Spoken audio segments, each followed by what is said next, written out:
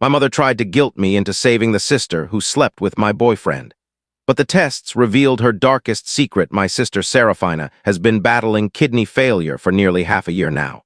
At first, things seemed under control, the treatments were helping, and she was staying optimistic while waiting for a transplant. But lately, her health has plummeted. The doctors have warned my parents that a kidney transplant is now urgently needed. Because of this, my mother called me, asking if I'd be willing to get tested to see if I could be a compatible donor. And honestly, I'm torn. I'm flooded with mixed emotions about even agreeing to something like this. Serafina and I have never been close. In fact, we haven't really had a relationship in years. Growing up, she made my life miserable. It felt like she made it her mission to see me unhappy. When I was a kid, I was the easy target. Small for my age, awkward, shy, and carrying a few extra pounds. Bullies at school made sure I knew it every single day. They'd mock me, take my lunch money, and sometimes things would even get physical. After one particularly bad incident, a teacher stepped in and told my parents what was happening. My parents thought Serafina, being just a year older and at the same school, could look out for me. But she didn't help me, she joined in. Instead of standing up for me, Serafina sided with my bullies. She gave them personal details about me, things I said at home, what I wore, how few friends I had, also they'd have more ways to humiliate me. Sometimes she even laughed with them while they tormented me. When I tried to tell my parents what she was doing, she played innocent, acting shocked and hurt that I'd accuse her. She claimed I was making it up or confusing things. My parents believed her, told me to stop blaming my sister and to just ignore the bullies. It broke me. No one believed me, not even my own family. When I finally went off to college, I thought things would be different. And for a while, they were. I met new people, started to feel more confident, and even met someone, my first real boyfriend, Damien. He was kind, funny, and made me feel seen. When I brought him home to meet my family, my parents liked him immediately. But Serafina's reaction was strange. She seemed too enthusiastic to meet him. During dinner, she flirted with him openly, making comments about his body, his muscles, and his movie star looks. I brushed it off, hoping she was just being playful and didn't realize how inappropriate she was being. But as time passed, I noticed her behavior escalating. I later found out she'd tracked Damien down on social media, messaging him behind my back, asking to hang out, and making it clear she was interested in him. I confronted Damien, furious, and he swore he'd blocked her. I wanted to believe him, and I did because I trusted him. But soon after, his behavior began to change. He was distant, secretive, and always had excuses for why he couldn't see me. My gut told me something was wrong, but every time I brought it up, he made me feel crazy. He gaslit me into thinking I was paranoid, that I was imagining things. Then one day, a friend from college called me. She'd seen Damien with Serafina together, in his car, acting like a couple. My stomach dropped. Everything I'd suspected was suddenly, painfully confirmed. My boyfriend had been cheating on me and with my own sister. When I confronted Serafina, it turned into a screaming match. I demanded to know how she could do something so vile to me, but she didn't apologize, not once. She smirked, boasted that she'd slept with him first like it was some sort of victory. The lack of remorse stunned me. I told my parents everything, the betrayal, the lies, how deeply Serafina had hurt me. My father was horrified, angry even, but my mother, she acted like it was no big deal. She said she needed to hear Serafina's side before choosing whom to believe. I was speechless. What other side could there be? Later, she came back to me with her conclusion. She believed Serafina. She said Serafina told her she truly loved Damien, and that was why she did it. I laughed in disbelief. That's the excuse. That she fell in love with her sister's boyfriend, but my mother wasn't done. She said maybe Damien wasn't meant for me. Maybe he and Serafina were a better fit. Then she said something that burned itself into my memory. Maybe next time, choose someone more on your level. He was too handsome for you anyway. I just stared at her. My own mother was blaming me for being cheated on, as if I should have settled for someone uglier so he wouldn't leave me. That moment shattered something in me. I realized she had always loved Serafina more. All those years of favoritism suddenly made sense. My father scolded Serafina briefly, but it didn't matter. Both of my parents ended up forgiving her easily, minimizing what she'd done. I was the only one still bleeding from it, and no one cared, so I made a decision. I told them I was done with Serafina, with all of it. I told them they could have each other. They'd already shown where their loyalties were. They didn't even fight to stop me from cutting them off. Years passed. I built my own life, found real love with a wonderful man, married him, and built the life I'd always wanted. I stopped thinking about them. Occasionally, I'd hear updates from distant relatives, like how Serafina eventually married Damien. It disgusted me, but I also felt vindicated. Let them have each other. They deserved each other. Then earlier this week, I got an email from my mother, short and cold, asking me to call her because of a family emergency. Against my better judgment, I did. That's when I found out about Serafina's condition and the urgent need for a kidney donor. My mom asked if I'd be willing to get tested to see if I could save her. I told her I'd think about it, but deep down, I already knew I didn't want to. Still, my grandparents, my dad's parents, got involved. They've always been kind to me, even after I distanced myself from my parents. They told me there's no harm in being tested, that if I wasn't a match, no big deal, but if I was, I could decide later whether to go through with it. They mean well, but I know how this will go. If I'm a match, the guilt trip will start immediately. The pressure, the emotional manipulation, all of it, I don't want to go through that. I love my grandparents deeply and don't want to lose their support, but I'm terrified that refusing will make them see me differently. So, Reddit, would I be the villain for refusing to even take the test? My mother has continued to call and message, begging me to get tested. I finally decided to stop dodging her. I told her directly, I'm not doing it. I don't want to get tested, and I don't want to get dragged into Serafina's life again. I thought being clear would make her back off. Instead, it only made her more aggressive. She said she expected me to help, whether I liked it or not, that it was my duty as a sister to save Serafina's life. And then she said something that completely broke me. She said, "Your life isn't worth as much anyway." I was stunned. When I asked her to explain, she said that Serafina's life mattered more because she has a child, and I don't. According to my mother, being a mother makes Serafina's life more valuable. Mine, apparently, is expendable. In her eyes, it didn't matter how much Serafina had hurt me. All that mattered was saving her.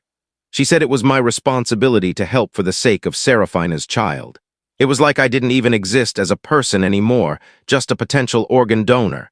And as if that wasn't enough, my father reached out next.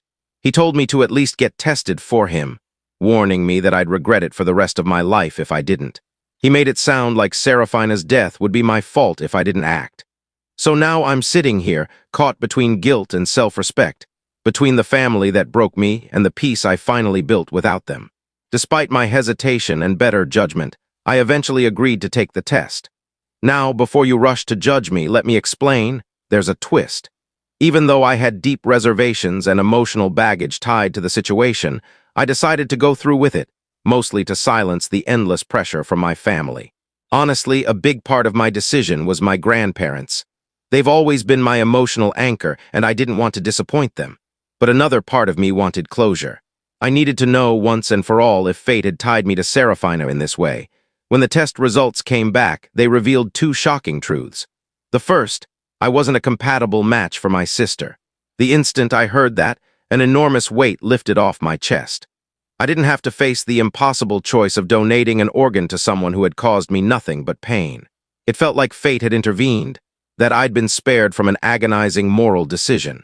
But the second revelation completely turned my world upside down. The DNA report showed that my genetic markers didn't align with my father's.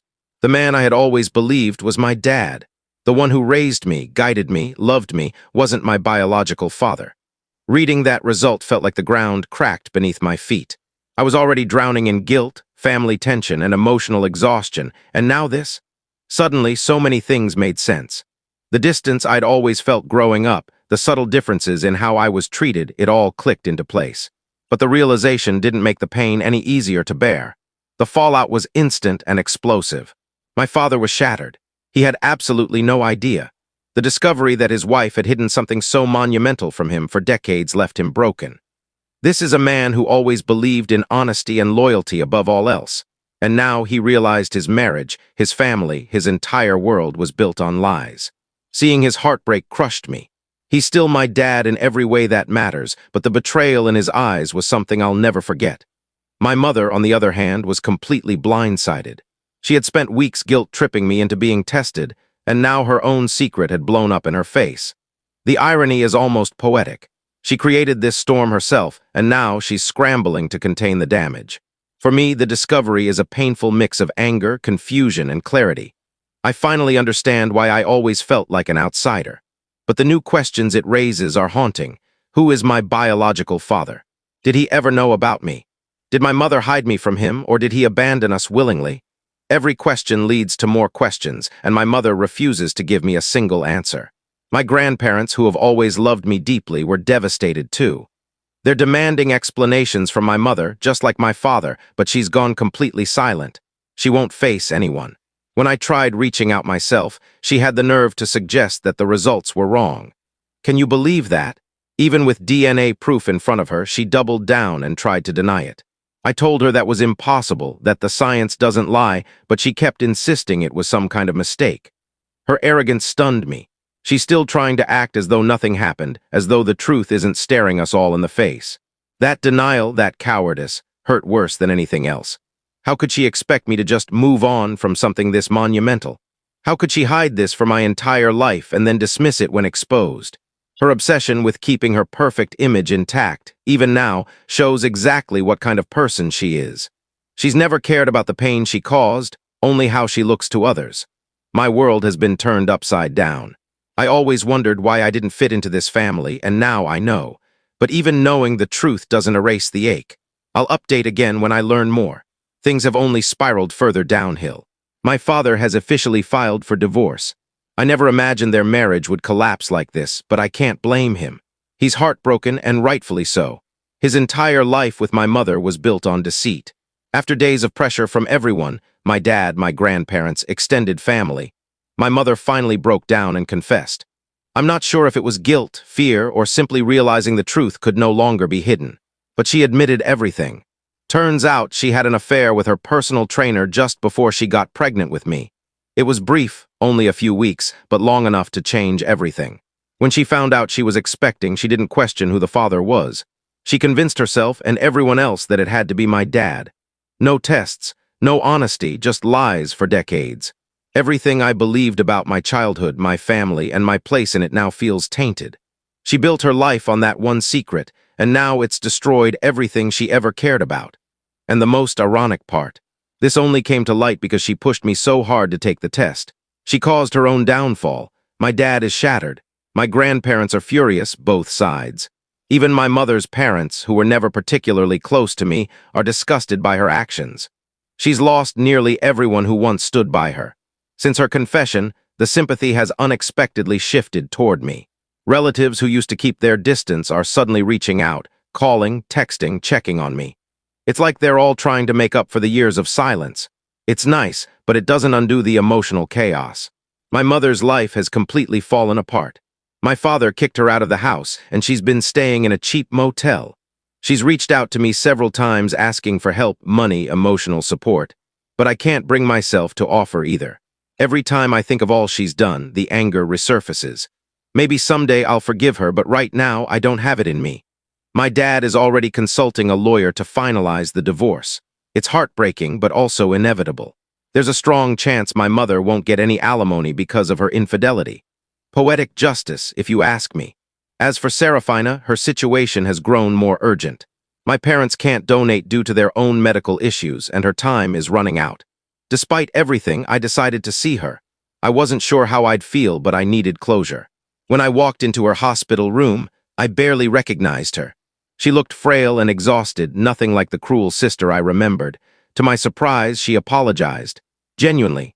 For the first time in my life, she said she was sorry for everything. She said learning about Mom's affair had shaken her too. For a brief moment, we actually connected. No bitterness, no jealousy, just two women trying to make sense of the chaos their mother caused. For a little while, it felt peaceful. Like maybe, after all this, forgiveness was possible. Before I left, she wanted me to meet her son and my ex, but I couldn't. Not yet. Seeing him again would reopen wounds I've only just started to heal. I told her maybe one day. Even though our relationship can never go back to what it was, that brief conversation lifted a weight off my shoulders. I don't hate her anymore. I just hope she gets the transplant and a chance at peace. 3 months later, and so much has changed. My parents' divorce is final. My dad has been rebuilding his life, focusing on healing and rediscovering himself. My mother, on the other hand, has lost almost everything: her home, her marriage, her family's respect. She's completely alone now. She still tries to reach out occasionally, but I've blocked her. I don't need that toxicity in my life anymore. I've realized that moving forward means letting go, and that includes her. On a brighter note, Serafina finally found a kidney match. Everyone, even me, felt an enormous sense of relief. She's been through enough, and she deserves a chance at recovery. I genuinely hope she gets to live a long, healthy life. As for my biological father, I'll probably never know who he is. My mother refuses to reveal his name, and I've stopped asking. At first, the uncertainty consumed me. I kept wondering what he was like, if he ever knew about me, if my life might have been different. But over time, I realized it doesn't matter. I can't spend my life chasing ghosts. My real family is the one I've chosen, my husband, my friends, the people who actually love and support me. My husband has been my rock through all of this. Every time I broke down, he was there, steady, patient, loving. He reminded me that my worth isn't tied to my bloodline, but to the person I've become. I don't need to find my biological father to feel whole. I already have everything I need: love, peace, stability, and the freedom to build a life untouched by my mother's lies. I'm finally at peace with the past, and I'm ready to leave it there. If you enjoyed this story, don't forget to leave a comment. Hit subscribe, follow for more, and turn on the bell icon so you never miss the next one.